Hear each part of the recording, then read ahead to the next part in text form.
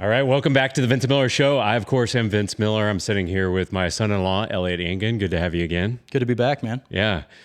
Father, son, pastor, politician. Even though I can't stand that term. Yeah, Just the word is gross. Why don't you like the word politician? Because a politician's a sleazeball. I don't trust any of them. They're about as trustworthy as gas stations. I don't trust you either, man. Come on. Yeah, I get the same thing. You don't think other people think, as pastors are sleazeballs too? I think, Well, it's definitely something that's like just inherently, when you say, oh, I'm a state rep, oh, you're a politician, people kind of like look at you. Yeah. Do you get that as a pastor? Oh, once in a while, yeah. Really? You should, by the time I get to the 14th hole with a foursome that I haven't played with before, and all of a sudden they ask me what I do finally, I tell my pastor, you should see the look in their eye. They're like, what dirty jokes have I told?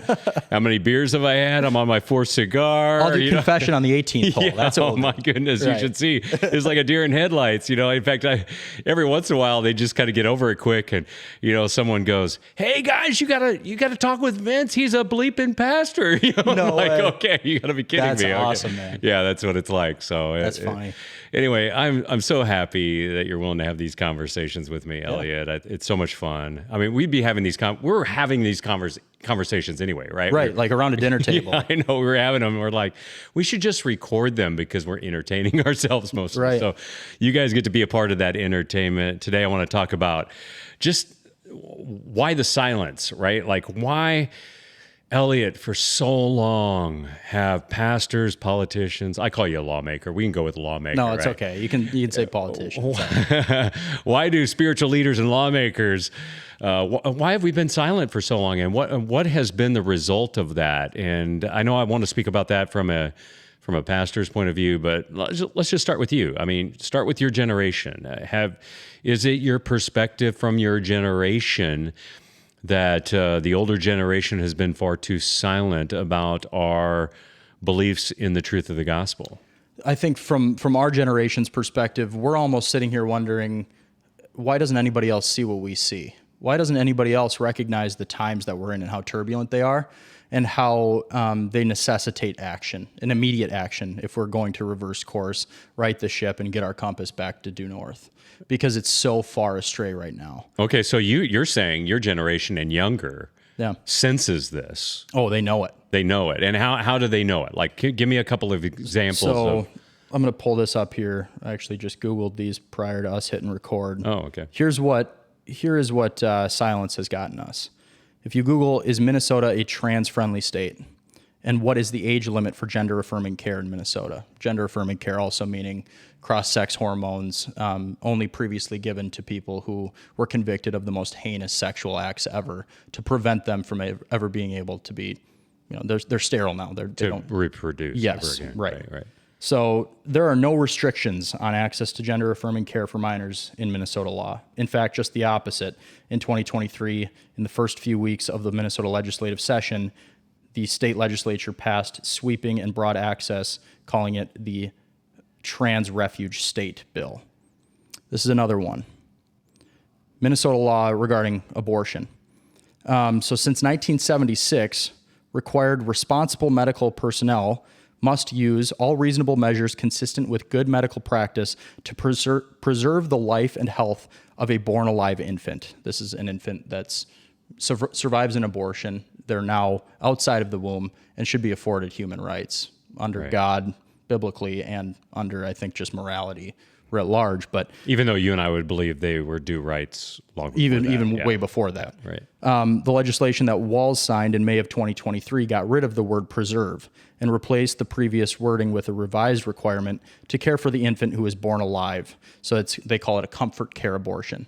This is somebody who can be placed on a table after already been born and left to die. I kid you not. And they say that this never happens. The left always says that. But when we tried to just simply put that word back in, they voted no. Interesting. So kind of gives away the ball game. If this thing never happens, then why wouldn't you vote to make sure that it never happens? So you're saying your generation sees these things. You're right. And readily sees them. Yeah. As evil, as wrong, as not aligned with the truth of God even? Is that what you're saying? Oh, God, for sure. Yeah. But even just human morality or dignity on a basic level. What's so funny to me is even atheists or folks who don't engage in religious discussions or have any self-prescribed religion, what they're telling us is that from somewhere they have this subjective sense of good and evil, and murder, chief amongst them, they would say is an evil. But yet, when you ask them, like, where does that come from? They're like, well, it's just bad to kill people. Like, well, why is it bad to kill people? If it's all subjective, if this whole laws and governing thing that we're, mandating everybody else live by is just subjective, why are there such things as natural laws at all? Yeah. And those natural laws always lead back to God. Yeah. The political discussion always leads back to God because we must derive right and wrong from somewhere, and it's all found in Scripture. Of course, I believe that, and I believe that Scripture is the divine revelation outside of earth, right? By God himself, because we need something more than just common morality to lead us, because my idea of common good is different from somebody else's understanding of common good. We need to reach beyond common good, whatever that means, into divine morality disclosed in time and space to us through God, by Jesus Christ, through his life, death, resurrection, so that we might have that essential truth that we order our lives by, which is called politics, by the way. Right, the truth exactly. by which we order our life by, right?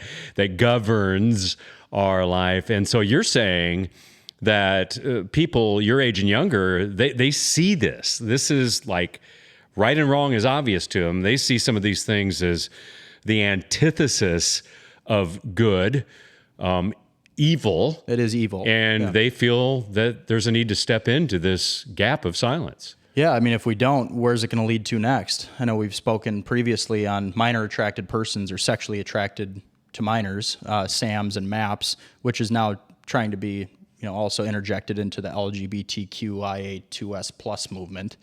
It's a lot of letters. It's a lot of letters. And I always remember all of them because the more that we add to it, the more it kind of makes us recognize maybe this is a little bit of a slippery slope too. Yeah.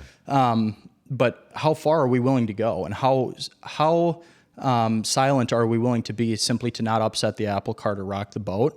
Because there seems to be this like cultural mandate that we must, X, Y, or Z person is trans. So now we're going to all have DEI seminars in our workplaces to understand how we're supposed to communicate with people and what we can say and can't say. How, you can believe these things in your home, but while you're here, you must couch those ideas. You must couch those beliefs and set them to the wayside and prescribe to the notions that we've subjectively set up as our own moral standards or high ground. And that's disgusting because ultimately what it does is it handcuffs Christians into no longer being Christian outside of their home. And what happens then? What happens when your kid is no longer a Christian outside of your home? They're not a Christian. I mean, it doesn't take much to recognize that they get sent to a liberal arts college and all of a sudden they come to Thanksgiving after their freshman year and they're a very different person. Oh, see, and I'm actually even worried about it younger. I mean, I'm thinking about, you have a child now. I'm thinking about what happens in our educational system and the teachers there that are passing on indoctrination passively and actively in a classroom that I cannot see. Yep. And re-educating and indoctrinating my grandchildren, right? Your child. Keep talking because I'm going to show you what it leads to. It concerns me because my beliefs would conflict with those beliefs, right? And I would say that that's completely unfair, especially to a child who is extremely pliable and moldable at that age and might secretly have this relationship with a teacher who's persuading them to do things that are outside of my belief system as a father or my wife as a mother or you as a father and your wife as a mother to their children. I mean, if we choose to be silent in those moments, we thus become complicit to the ramifications of those things. So maybe speak to that a little bit. Yeah, so being silent led to a bill being passed in Minnesota that requires all students, third grade and up, to learn queer theory. Required.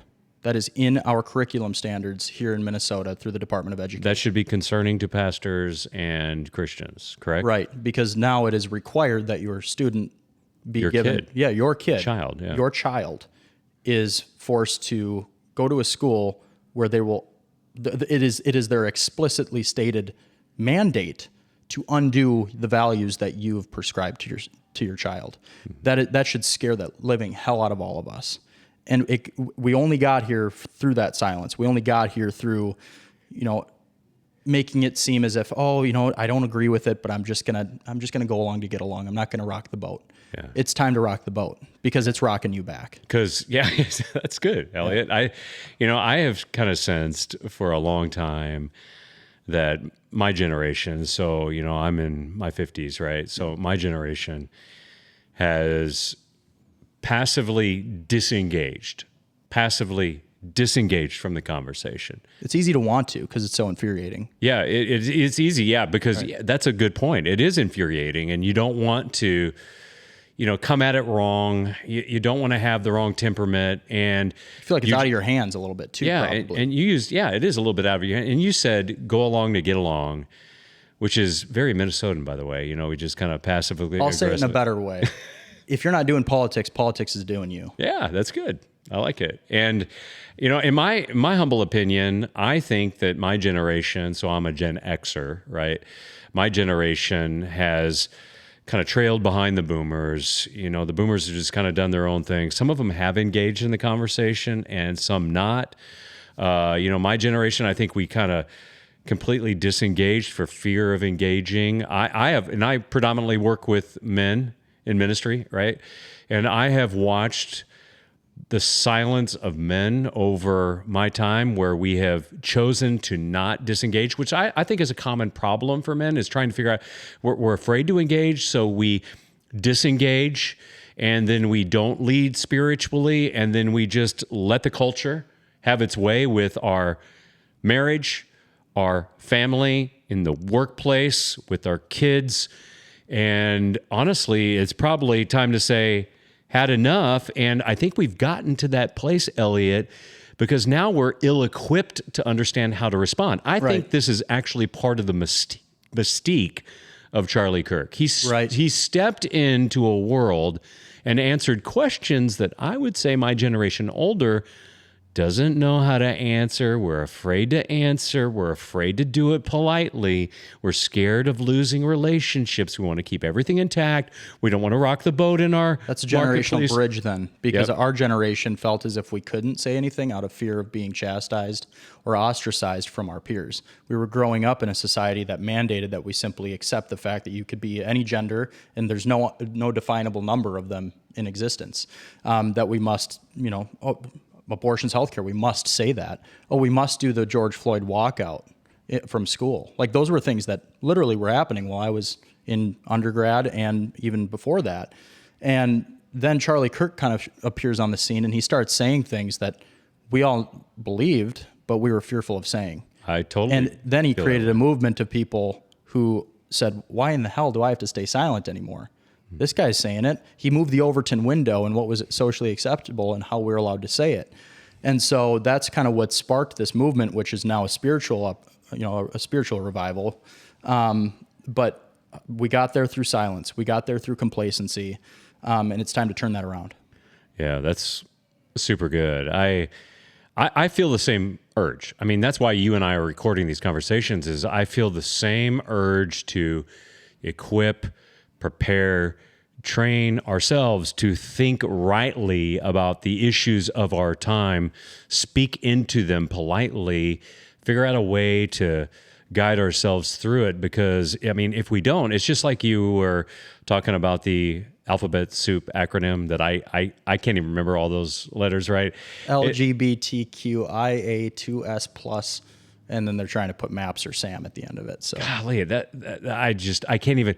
And I believe, it's my personal belief, that identity is imparted by the God of the universe. Yes, he took the question off the table because he knew that we're unable to play God of our identity. In fact, the Bible teaches that we should lay our identity down and be renamed by the identity of Christ, taking the shape and the form of Jesus Christ like he did. And man, that's a whole nother way to think about it. Instead of playing our own God and forming our own identity, we're imparted and given an identity by Jesus Christ. And I think the world wants to twist truth And a lot of us feel incapable to respond to some of these things. And then there's been this new language, I've heard it very recently, called toxic empathy. Have you heard that language before? Where we are called to empathize with a toxic idea. And if we don't empathize, then shame on us for not allowing them to live out their truth. Yes. Right. So if my child, who will be, 2 going on 2 here pretty soon, if he wants to be a pirate, should I chop off his leg and give him an eye patch, poke out his eye? Or would that not be loving? Would that actually be the antithesis of love? Would I be hurting them? If they wanted to fly by jumping off of the roof, would it be me being, toxically unempathetic to say, you don't go for that, buddy. It's gonna hurt you. Yeah. No, I should always applaud and say, you are a bird. Yeah. And we have this all-loving, omnipotent and omniscient God and creator who we're called to serve and we're called to worship. And somehow we're going to go around in our daily lives under this notion that he mixed up the body that he was supposed to put a soul into. Like, no, he didn't. Mm-hmm. He didn't do that. You weren't born in the wrong body. Maybe there's something else going on here. Mm-hmm. And that's not to say that we can't love these people. We're called to love these people. Yeah. But we shouldn't also enable that self-destruction and that self-destructive, ideology that has people as young as 1 year old being sexually transitioned and their genitals being mutilated. Yeah. That's not okay. Yeah, it's not okay. And here's the strange thing about this, Elliott, is like I feel like the more evil and divisive it's been, the more I feel compelled to understand and to speak out about it. Because, it's one thing for an adult male or an adult female to choose to live their own truth and be identified however they want to be identified. You still recognize there only being one truth, but you want to go do that? Like, you're over the age of... Right. You're but I don't want laws governing me away from what I believe is truth or what the Bible teaches is truth. I also don't want my children or grandchildren to be indoctrinated by that untruth. And I don't believe that the free market, the marketplace, should be forcing us to do certain things like that too, taking away my opportunity to voice my beliefs, lean in to my beliefs about Jesus Christ, and to share those beliefs as well. And I think that adults have been far too silent too long, therefore they're ill-equipped, therefore they hear this voice of self-disqualification, therefore they don't speak into them because they haven't spoken into them ever before. And then, you hear these families that are, divided by their beliefs, whether Christian or not, or left or right. And I'm like, yeah, a lot of those things happen because, well, we didn't know how to speak into it. We didn't do it well. It came across uncaring. Now neither side is going to listen to each other. And it's just a big mess. And I know a lot of families are navigating that right now. So I want to be sensitive to it. But I think being complicit in silence has gotten us nowhere as a church and as a country. Well, so this is how bad it's gotten. Right now we have it in California. There's a misgendering law.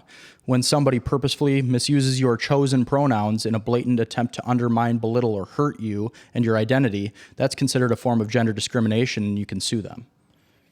Yeah, how would we know someone's motivation behind that? Well, if we're just living out the Christian beliefs that we know to be true, and wanting to go and impart that on our kids, and hopefully see some of that in our society, that's subject to a lawsuit now because we've stayed silent for too long. Yeah, we allowed that to dominate the marketplace of ideas while we couched our own ideas, and that led to this. So I think, in this discussion, we should be talking about how people can start to push back, because it probably feels weird because they haven't for so long, and it's not a fault of their own; it's a fault of all of ours, right? Somebody would only ever feel like they could speak up if others are doing so as well. Mm-hmm. But we're talking about leaders, particularly leaders that are male. I mean, this is a male-dominated podcast, probably, at least mostly geared towards. Yeah. So how can men start to lead again and press back against the culture that's obviously trying to upheave all the values that they believe? If they're watching this. Yeah. And why don't you speak about that? I have thoughts on that, but I'm kind of curious, like, you are working in a political environment in the House where you've seen a lot of these things play out. Can you tell the listeners how you have felt as a Christian man, father, leader? How have you felt on that floor when a lot of these ideas and ideologies are being thrown at you? What does it look like, and how does it feel for you to speak into those things when you are vastly outnumbered? So I would say in my first term, in the first couple months of my first term, when I was speaking to my beliefs on the House floor, I was getting a lot of these looks of confusion and dismay, almost like I'm speaking Yiddish or some other language that's unidentifiable and saying crazy things. And then for a while, I was wondering to myself, like, am I doing this right? Am I just missing the mark in my communication style? Is this flying over their head, going in one ear and out the other? I was looking inward to try to figure out why it was that logic, which is what I was using, seemed to be illogical.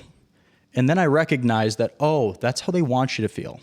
That means that you're over the mark. And at first, they're going to look at you that way to see if you shut up, if you self-censor, if you start to just not speak at all, because then what they're effectively doing is putting a muzzle on you, but you're doing it yourself. Shaming you publicly. And we're doing it ourselves, because if we don't speak again, because, my gosh, look at the other side of the aisle, look at the left. They don't seem to understand what it is I'm saying. I'm just going to sit here and not say anything anymore. Cool. They just got one less person speaking truth, which is antithetical to what they're believing, which is this subjective morality. So that's ever changing. Can I speak back what I'm hearing now? Yeah. I'm hearing that you're standing on the floor, you're speaking, and you can tell that you're getting a lot of looks. So you're feeling shamed by the audience a little bit, right? The audience of the other side. Right, correct. Right. And you got to push through that, is what I heard you say. Find ways to articulate yourself that are appropriate and aligned with truth. Yes. And do you feel like you've gained any ground doing that? So I need to recognize that I'm not speaking to them. I'm not going to change their vote. These people are in there because their religion is politics, and that religion is baked into the belief that men are God, that God does not exist, that we can rule ourselves. Good. We can determine what our identities are, what our gender is on any given day-to-day basis. We can change all of those things because there is no natural law that comes from God. Mm-hmm. So I need to recognize, I'm not speaking to that crowd. So when they look at me like I'm crazy, that's probably a good sign. But what's even better is when they boo you or they attack you. Because when you have arrows being flung at you, it means you're over the target. It means that you're effective. Look at Charlie Kirk. He got shot because he was really, really good at just having a conversation with somebody and having them be led to a completely different ideological persuasion than the one that 4 years, of an undergrad at some of these universities would try to teach them, if it wasn't already ingrained into them by a public education K through 12 that is now mandated to teach them gender ideology at the age of 8. Mm-hmm. And he was undoing that pretty well. They shot him for it. You're going to receive pushback. You're going to receive a lot of those slings and arrows, and you got to wear them as a badge of honor. You can no longer see this as being socially isolated or ostracized or othered, and not just in politics, because I understand that I'm probably saying this to a bunch of folks who are listening who work, in the corporate world, or maybe they work in, some sort of a company that's a Fortune 400 or Fortune 500, and there are, policies and kind of bylaws that are naturally prescribed within that organization that you must adhere to. And so I'm not telling you to go out and, get those slings and arrows right away and get fired and all of a sudden you're out of a job and you're not able to feed your family. What I'm saying is you don't have to put up with their version of what must be mandated or taught. So that's good. I want to stop you there because I think you're giving some great advice here, but it's to stand up, speak the truth, anticipate the attack, the pushback, and you've pushed through quite a bit of that, haven't you? I love it. Okay, you love it. Okay, so you have to embrace it. You do have to embrace. Why? Because when the enemy, when you know that we believe in an enemy, we believe in a devil, we believe in right and wrong. We know that this is a spiritual battle. It's not of flesh and blood, but of powers and principalities. Mm-hmm. If we now recognize that as Christians, diving into the Word, and we live that out, then when the demons shriek, it's nothing but a futile last attempt to shut you up even after you've already won. So you need to see it as a badge of honor when you get shot down, or when you get, when people try to smear you even for speaking out those beliefs. And I would just beg people to also see it that way for their own sake in their own lives. And it doesn't need to be on a House floor. It doesn't need to be in the political sphere. But next time you have a DEI seminar at work and they're mandating that you go through the gender ideology and expression expectations that you're supposed to, walk around and tiptoe through during your 9 to 5, stand up and walk out. Say, this isn't for me. Sorry. No, I'm not. I'm here to, sell a widget or make something or, do the job that I was hired on to do. I'm not here to get a lecture as to what morality is based off of your subjective sense of it. And you're seeing that start to go away because so many people have started to do that. But for so long, I think our silence enabled and incentivized others within those corporate spheres or social spheres or school-based, education-based spheres. Just all institutions seem to be hurtling towards that belief that this is how it's supposed to be done. We need to have this seminar. Walk out. Yeah, Walk out. It's so good. I actually agree with you. I think there's something, and I'm glad you pointed to how this works itself out in just our work life, the workplace, because I think that's where a lot of these people feel the pressure. I know you feel the pressure in your workplace, which happens to be the floor. But, a lot of these people out there have struggled through this for the last few years. Right. And have dealt with the shame that goes with it, have struggled to find their voice, are afraid they're going to lose their jobs, their livelihoods. And I would say, well, there might be a benefit to doing that too, and making a little sacrifice. sacrifice. Lost his life, and it's leading to a spiritual revival. Exactly. I think we should be able to put our jobs on the line at some capacity. At some point, we've got to speak into it. Right. We've got to get over the shame that we feel. We've got to get over the inability maybe we have to articulate ourselves into those things sometimes. We've got to arm ourselves with the truth, meaning literally be in the truth and understand how to articulate our positions on a variety of different things, which I know is something that you're thinking about all the time because you're engaging in a face-off with these people all the time. If I'm not grounded in the gospel, I'm going to fall. Yeah, I'm worried. I'm always worried about that for you and praying for you through that. I appreciate it. But I think like people in just living out in commonplace through life, with their family, in education, in the workplace, on the recreational field, we should be less ashamed to speak into some of these things and to push into it and to understand how do we navigate into those conversations and have a belief system that we are willing to talk about and to witness to others about and to do it in a loving way. And that's where this gets really hard is I think love speaks truth. At the same time, it is gracious to people. I just think that sometimes we fail to speak the truth because we're afraid of hurting someone, and we just want to be kind and just put up with it. But putting up with it for too long, we have been silent and complicit in a lot of the issues that are happening in the world, and some of those things are evil.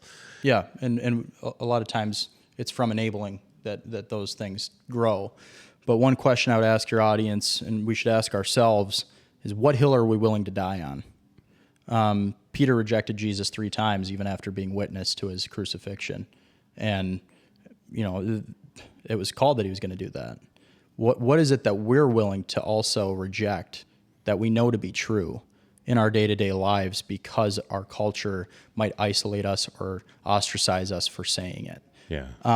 We need to draw a line in the sand. Okay, so that's probably a good place to end this one, Elliott, would be to talk about practical ways that we could lean into untruth. And I just be honest with you, I think we're talking about big issues right now. I know that. I mean, these are big issues. We're talking about massive political issues, massive ideologies that are of the enemy. And, maybe there's just ways that we can step people through it. And one of the things I would say to people is, learn how to speak about the truth and divide between good and evil. And maybe you just start with really simple things like, I'm not going to fudge that report. Maybe that's where it begins.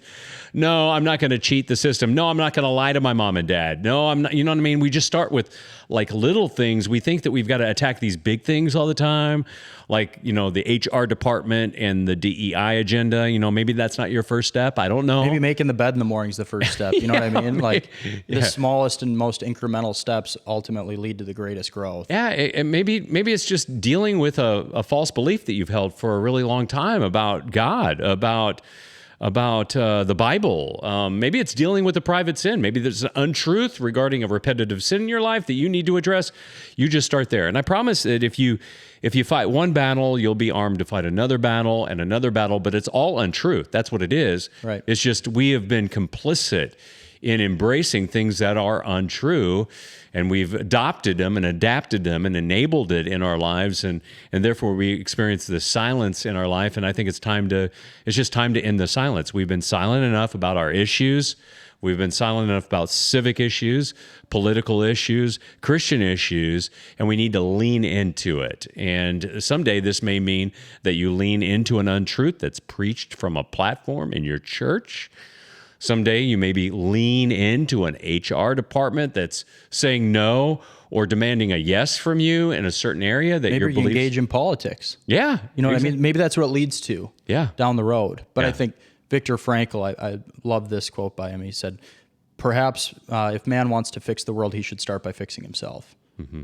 And so that's where we must be first grounded in the gospel, as you said. Yeah, exactly. So maybe these are some thoughts that you're thinking about today with us. We appreciate you listening, both Elliott and I, but we got to step into the places in our life we've been silent too long. And it's time to break free from this and to become a part of this great awakening. So just do your part. Do your part. If it's a small thing, it's a big thing. If you're looking for ways to engage, you can reach out to me. I'm happy to guide you down a path even. This might be on the whim, Vince, but I have an idea here. For however many people end up watching this, could be a couple hundred, could be a couple thousand. We don't know. We're hoping we're not just speaking to ourselves right now. But maybe we are, and that's fine too. Maybe we should hear from the audience as to what they want us to dive into. Questions that they have or particular areas of concern or interest, whether in the political realm or obviously, first and foremost, it should be regarding how a Christ-based lens should dive into those issues. So is there a way for people to just reach out and do that? Leave your question in the comments below. Look at that. Yeah, look at that. Look at that. You sound like an influencer, like a Gen Z influencer on TikTok or something. Ting. I give love us a like. Give us a thumbs up. All you need is gray hair. Like, subscribe. Turn the alerts on. Okay. Thanks. I did all the... Anyway, we love you guys. Thanks for listening. Remember, we want you to check out the comments below, engage in the discussion, leave your questions for both Elliott and I. We'll do our best to answer them. And with that, live all in for him who lived all in for you.